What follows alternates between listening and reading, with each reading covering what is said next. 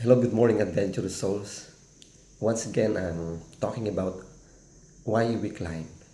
And one of the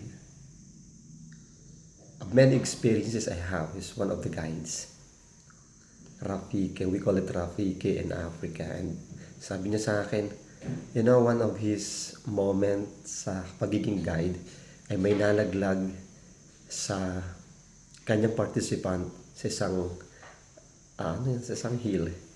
And life and death ang situation. At yun, no?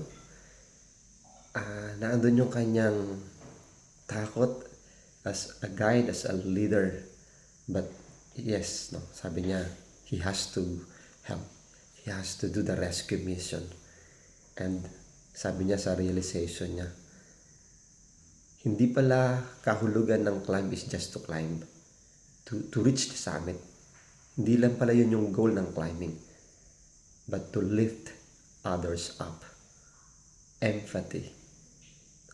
But the very hamon sa kanya daw nung pagkakataon na yun ay yung hindi lamang yung security ng sarilang tingnan but also how others could reach the summit.